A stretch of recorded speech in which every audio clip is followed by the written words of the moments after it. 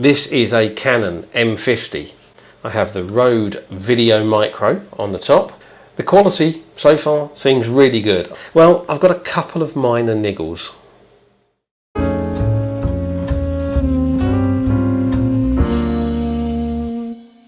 Hi everyone, thanks for joining me again. I thought I'd do something a little bit different for this video.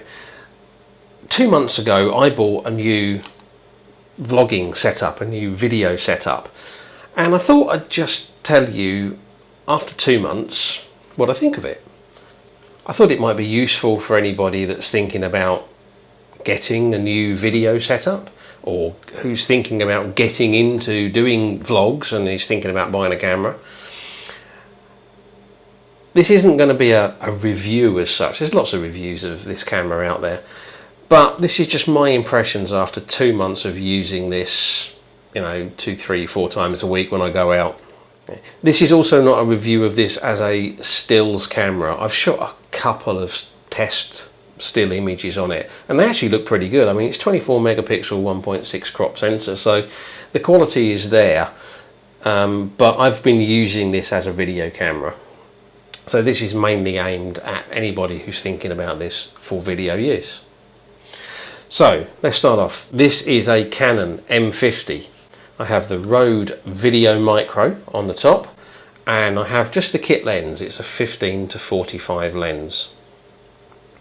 The camera has a flip screen, which is really useful if you're setting up a shot where you need yourself in the frame, because you can make sure your composition is correct. You do have to be careful. I find myself quite often looking at the screen instead of looking at the lens. It's a habit I'm trying to get out of, but I still sometimes make that mistake. The screen is a touch screen, so you can get menus up on the screen. Let's take that off. So you can get menus up on the screen. You can change from automatic to manual exposure. You can change the focus method. You can change the frame rate and the resolution. You can also do other things on here, like you actually use the touch screen to focus, select your focus point. You can change exposure compensation. You can do a lot of things on there, and there's also another menu you can go into with all sorts of other things that you can change. I've always been a bit skeptical about touchscreens, but I have to say I quite like this one. The only thing I will say is I sometimes find, particularly when I'm hand holding this or when I'm setting things up, if I'm not careful I end up touching the screen without meaning to and triggering one of the functions on there, so you do have to be careful. I have this with, as I said, the standard kit lens, the 15 to 45 lens on. I know a lot of people using this for video go for the 11 to 22 lens, and I can understand why that slightly wider aspect is useful, particularly if you're hand holding the camera out in front of you. I quite like the capability to zoom out to 45 millimeters, which would be the equivalent of 70 millimeters on a full frame, and at 15 this is the equivalent of 24 millimeters on a full frame, and I quite like that flexibility. The lens itself has got image stabilization, and the camera has got a digital image stabilization as well. I've played around with using both, so using just the lens stabilization and using it combined with the digital, and I think I've pretty much reached the conclusion that I'm going to turn off the digital and just use the one in the lens. I don't think using both offers any real benefits. In terms of the video quality that this shoots, it will shoot 1080p up to 60 frames per second, which is what I generally shoot at, but I edit my videos in 30 frames per second, so I can then slow down any video clip that I want by 50% without losing quality. The only exception to that is I tend to, if I remember, which I don't always, but in low light conditions I'll drop it down to 30 frames per second. because then I can also reduce the shutter speed, get more light in, and hopefully reduce noise. You can shoot this in auto exposure or manual exposure, and I shoot probably 80% of the time in manual exposure. I set the aperture to what I want. I set my shutter speed to basically half my frame rate. So if I'm shooting at 60 frames a second, I set the shutter speed at 1/125th of a second. And then I actually have the auto ISO on, so I let the auto ISO control the exposure, and that seems to work pretty well for me.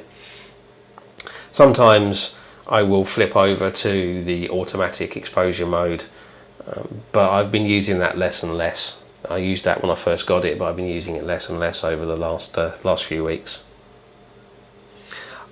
With this I can also shoot 4K at 24 frames per second, but that does introduce another 1.5 crop, which, to be honest, with this lens means it's kind of not really worth doing. So I've dabbled with it. I've played with a couple of shots at 4K, but I'm not really bothered about 4K, and that was never what I went for this camera for. You can also shoot at 120 frames per second with a slight loss of resolution. It takes it down to 720p, and that's meant I've been able to do some quite nice sort of slow motion views of waves breaking, which I quite like. I think that adds quite a bit to some of the sort of more coastal videos that I shoot. The quality so far seems really good. I'm completely happy with the quality of the video that I'm getting out of this. The camera itself is small, lightweight, easy to carry around. I didn't want a big camera. I wanted something that was going to be light and easy to carry. I'm already carrying a lot of stuff for my stills photography. The autofocus on this is fantastic, and it was actually one of the reasons that made me go for this camera over any of the others. The auto tracking is superb. I hold it, either holding it up or putting it on a tripod. When I'm filming myself, it will almost always focus on my face. The only time I've had a couple of issues with it is when I've been shooting in really high contrast situations. So, you know, I've had the sun sort of very low behind me in a very high contrast scene, and it's kind of hunted a little bit, but generally speaking it finds focus really reliably, and that's good, because you don't really want to go and shoot a load of video and then get home and find it's all blurry. The Rode Videomicro, I bought this to have better audio quality than I would get just using the in-camera microphone, and really impressed with this. I've used this in some really windy conditions and I've still been able to make myself heard. Okay, so we're losing the clouds. They're kind of breaking up and drifting away.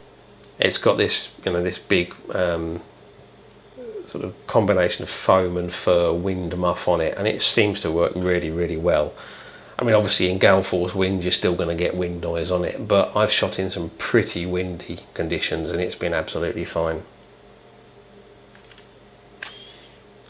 What else to say about it? Well, that's all the positives. What about the negatives? Well, I've got a couple of minor niggles, and they really are minor niggles. The first thing is the camera does have an artificial horizon, so if I'm setting up to do some video footage where I want the horizon to be level, which I normally do, I want to be able to bring that artificial horizon up so that I can see that I've got the camera level. But I normally have the camera in the autofocus tracking mode, and you can't get the artificial horizon to come up in that mode.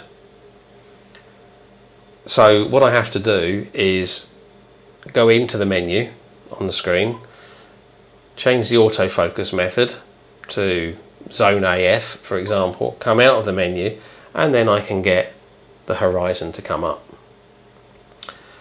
And then I have to remember, before I start shooting to camera, to go back in and put the AF tracking back on. So that's a bit of a niggle. I'm sure there's a good reason why it's like that, I just don't know what it is, and I just find it slightly annoying. The other thing that I do find a little bit frustrating with this relates to the battery door and the card door on the bottom. It's quite a large door, and in here you have both the battery and the SD card. And if you have a tripod plate on here, and I've also found this with the very narrow plate that comes with my GorillaPod, that door can't open up all the way, so you actually can't get the battery out. You can get the SD card out, but the battery you can't. So if you have to change the battery in the field, you've got to take the tripod plate off, swap the battery, put the tripod plate back on, and that's a bit of a niggle. The other slight niggle on here is I just find that this card slot, I don't know, it just feels a bit awkward. It's right next to the battery. The card just doesn't really slide in really easily. It just feels a little bit fiddly, and I'm always just afraid I'm going to damage something. So it's a bit of an annoyance, a minor niggle, but not a huge one. Certainly not enough to make me regret buying the camera. This, I think, is an excellent camera for anybody wanting to do videos, particularly if you're going to be out in the field and you want something lightweight, easy to carry, easy to use, and where you can get good sound even if the conditions aren't ideal. If you're thinking of buying one of these, go for it. It's a good camera. I suspect it would also make a very good lightweight stills camera, and in the future I'm actually going to try doing some stills photography with this, and maybe I'll let you know how that goes. So that's it. Something a little bit different. If you've got questions about the camera setup, the way I use it, the Rode Videomicro, in the comments down below, and of course any other comments you'd like to leave. I hope you've enjoyed this slightly different video from me. The next video will be back to my normal landscape photography type stuff, hopefully out in the field and hopefully getting some lovely conditions. If you've enjoyed this and you want to see more, then you can always check out more videos on my channel, and if you hit subscribe, well, you never miss another one of mine again.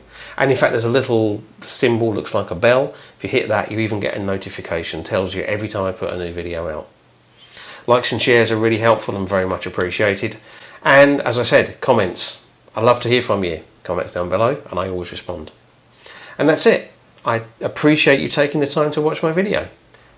Until the next one, thank you very much, and bye.